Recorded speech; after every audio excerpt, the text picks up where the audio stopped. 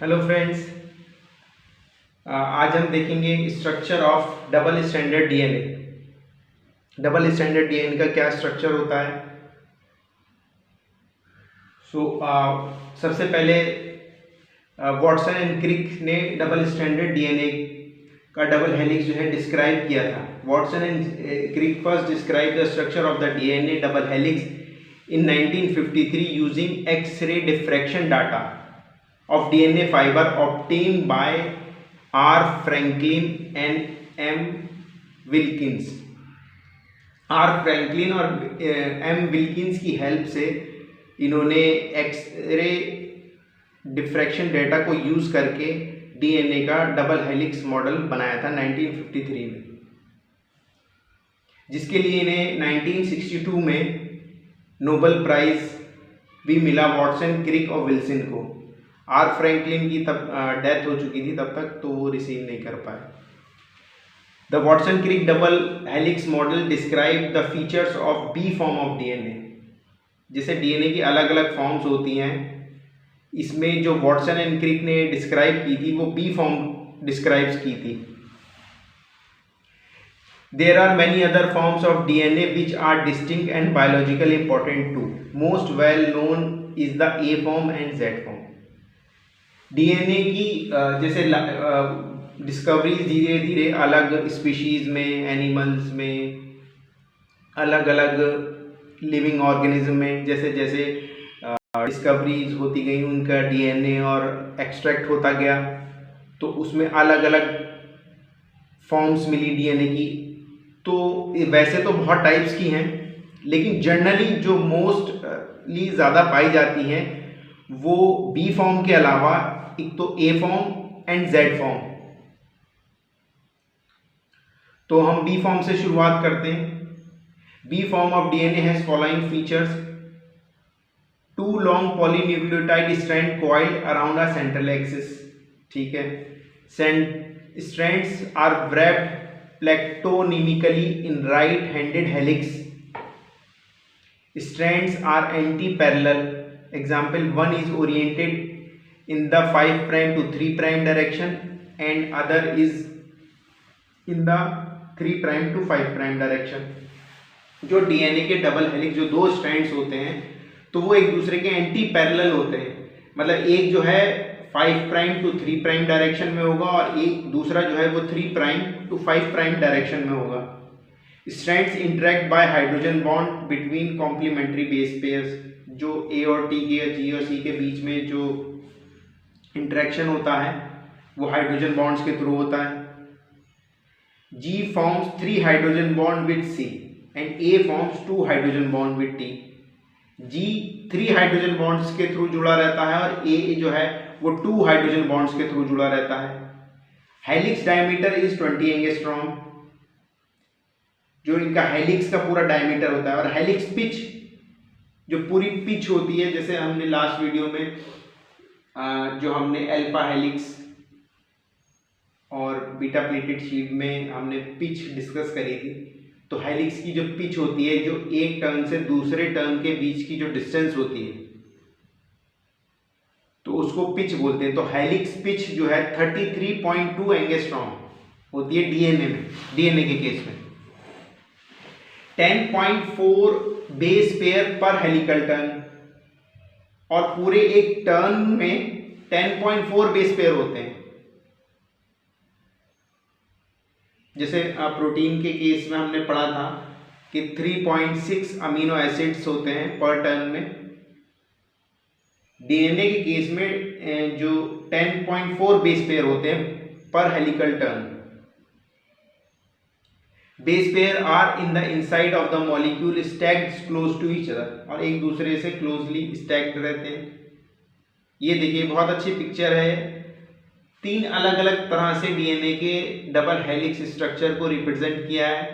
Base pairs हैं major groove, minor groove, phosphate backbone, और बीच में ये देखिए 5' to 3' है, दूसरी 3' to 5' है, और बीच में जो बेस पेयर्स हैं उनके बीच में हाइड्रोजन बॉन्ड्स हुई हुई है। बिल्कुल क्लियर पिक्चर है। अब जो दूसरी अलग फॉर्म है वो है जेड डीएनए। जेड डीएनए क्या होता है? Z DNA is radically different duplex structure with the two strand coiling in left-handed helix and a pronounced zigzag pattern in the phosphate diester backbone। जो हमारा ये BDNA था वो राइट हैंडेड हेलिक्स था, ZDNA जो है ये लेफ्ट हैंड हेलिक्स होता है, और जैसे उसकी जो फॉस्फेट बी बैकबोन थी वो एक स्मूथ रहती थी, इसकी जिगजैग पैटर्न में रहती है ZDNA की। ZDNA can form when the DNA is an alternating purine pyrimidine sequence such as GC, GC, GC, and the G and C nucleotide are in different conformation leading to the zigzag pattern। ZDNA कब form होता है? ZDNA जो है तब form होता है जब आपका जो जहाँ GC रिच रीजन होता है, जहाँ पे जो प्यूरिन्स या पायरिमिडीन्स का जो रिपीटेड सीक्वेंस देखने को मिलता है, जैसे जीसी जीसी जीसी लगातार अगर देखने को मिले या 80 लगातार देखने को मिले, तो इस तरह का जो ऑल्टरनेट जो प्यूरिन्स पायरिमिडीन्स का सीक्वेंस होता है वहाँ ज़्यादा चांस रहते हैं ZDNA के फॉर्म होने के। It has the 3' endo conformation and the guanine is in synchronized conformation। इसकी जो शुगर होती है वो 3' endo होती है। लास्ट वीडियो में हमने डिस्कस किया था कि जो एंडो और एक्सो फॉर्म्स कौन कौन सी होती हैं, कि 3' एंडो किसको बोलते हैं, 2' एंडो किसको बोलते हैं, या 2' एक्सो कौन सी होती है, 3' एक्सो कौन सी होती है। तो इसमें ZDNA में 3' एंडो कॉन्फॉर्मेशन होती है। It has anti parallel strands as BDNA। BDNA के कंपैरेटिवली इसमें एंटी पैरेलल स्ट्रैंड होता है। It is long and thin, ये थोड़ा स्ट्रेचेबल होता है, जैसे BDNA को किसी ने थोड़ा सा स्ट्रेच कर दिया, लॉन्ग होता है और थिन होता है। 18 एंगस्ट्रॉम, वो BDNA 20 एंगस्ट्रॉम उसकी लेंथ थी, इसकी जो है 18 एंगस्ट्रॉम है। It was discovered by Rich, Nordheim and Bang in 1984 और इसके 12 बेस पेयर पर टर्न होते हैं। अब बात करते हैं ADNA की। The major difference between A form and B form nucleic acid is in the conformation of the deoxyribose sugar ring. It is the C2 endo form for B form, where it is C3 endo in A form। जो इसमें major difference है A form और B form में, वो उसके sugar में होता है। जैसे B फॉर्म में जो 2' एंडो होती है और इसमें A फॉर्म में 3' एंडो होती है। अब इसमें एक ये टेबल है जिसमें एक छोटा सा एक डिफरेंस दिया हुआ है कि A फॉर्म, B फॉर्म और Z फॉर्म में क्या डिफरेंस है। तो हेलिकल सेंस A फॉर्म में राइट हैंडेड, B फॉर्म में राइट हैंडेड, Z फॉर्म में left handed. Repeating unit 1 base pair, Z form में 2 बेस पेयर। रोटेशन पर base pair 32.7 degree in A form, 34.3 degree in B form and 60 degree in Z form. Mean base pair पर turn A form में 11, B form में 10.4 या 5 इतना रहता है, और Z फॉर्म में 12। मतलब एक पूरे टर्न में जो बेस पेयर होते हैं वो A फॉर्म में 11, B फॉर्म में 10.4 या 10.5 इतने रहते हैं, और Z फॉर्म में 12। Inclination of base pair to axis A form +19 degree, B form minus 1.2 degree, Z form minus 9 degree. Glycosyl angle, ये इनकम्प्लीट लिखा है, ये है ग्लाइकोसिडिक बॉन्ड कॉन्फॉर्मेशन। एक्चुअल में ये ग्लाइकोसिल एंगल लिखा है, ये है ग्लाइकोसिडिक बॉन्ड कॉन्फॉर्मेशन। तो ग्लाइकोसिडिक बॉन्ड कॉन्फॉर्मेशन जो है ए फॉर्म में एंटी सेंस, बी फॉर्म में एंटी होती है, जेड फॉर्म में पायरिमिडीन के केस में एंटी होती है और प्यूरीन्स के केस में सिंक्रोनाइज्ड।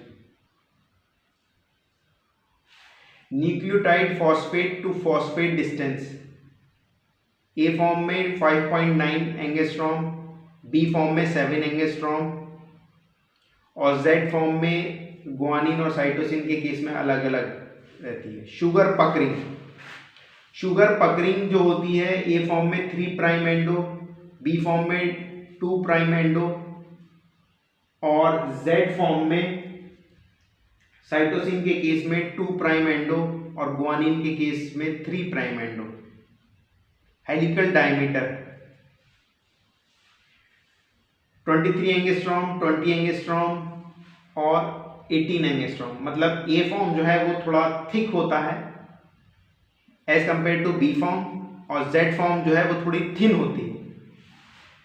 इसके अलावा और भी डिफरेंस हैं, जैसे कि मेजर ग्रूव जो है वो ए फॉर्म में नैरो एंड डीप होता है, बी फॉर्म में वाइड एंड डीप होता है और जेड फॉर्म में फ्लैट होता है।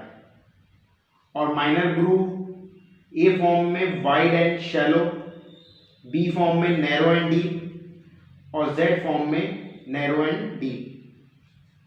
ये एक अलग डिफरेंस है, एक टेबल है एक याद रखने के लिए कि इनमें ए फॉर्म, बी फॉर्म और जेड फॉर्म में क्या डिफरेंस होता है। ये एक पिक्चर है जिसमें आप देख रहे हैं कि बी फॉर्म के कंपैरेटिवली ए फॉर्म जो है वो थोड़ी थिक और डेंस है और ए फॉर्म जो है वो थोड़ी थिन है, वो जेड फॉर्म जो है वो थोड़ी थिन है।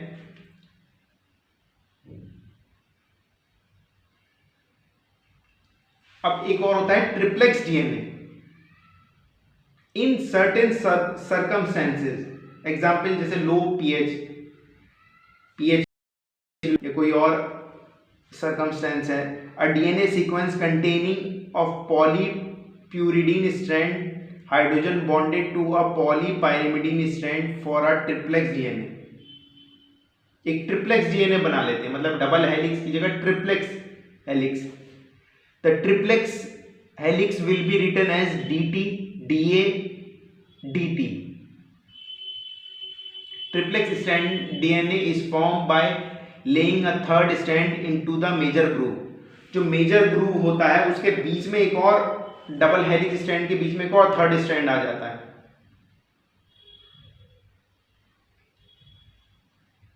The third strand pairs in a Hooke's base pairing scheme. और ये जो है वॉटसन क्रिक बेस पेयरिंग को फॉलो नहीं करता है, ये जो है हुक्सटीन बेस पेयरिंग स्कीम को फॉलो करता है। हुक्सटीन बेस पेयरिंग क्या है कि जब वॉटसन एंड बेस पेयर ने जो अपना मॉडल दिया था डबल हेलिक्स मॉडल, उसके 10 इयर्स के बाद कार्स्ट हुक्सटीन साइंटिस्ट आए थे और इन्होंने डीएनए की अलग अलग फॉर्म ऑब्जर्व की थी अलग स्पीशीज में। तो इन्होंने अपनी एक स्कीम दी थी जो वॉटसन एंड बेस पेयरिंग के बिल्कुल अलग है। वो क्या थी कि जैसे वॉटसन की में प्यूरीन पायरिमिडीन होता था A = T, G = C। अब इसमें क्या होता है हुक्सटीन बेस पेयरिंग में कि A = T = A, मतलब A T से बाइंड करेगा फिर T दूसरे हैंड पे A से बाइंड करेगी, या T A से बाइंड करेगा और फिर A जो है वो दूसरे एंड पे T से बाइंड करेगा। तो प्यूरीन्स पायरिमिडीन्स प्यूरीन्स इस तरह से, या पायरिमिडीन्स प्यूरीन्स पायरिमिडीन्स, इस तरह से ये ट्रिप्लेक्स हेलिक्स और हुक्सटीन बेस पेयरिंग स्कीम इस तरह से फॉलो करती है। Triplex helix can be intermolecular or intramolecular. In intermolecular purine pyrimidine triplex helix, the polypurine third strand is organized anti-parallel with respect to purine strands of the Watson-Crick duplex.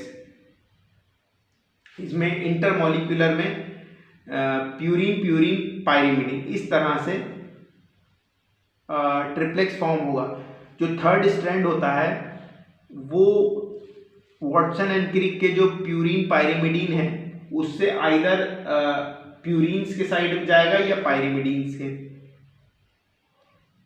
In intramolecular pyrene purine pyrimidine triplex is form.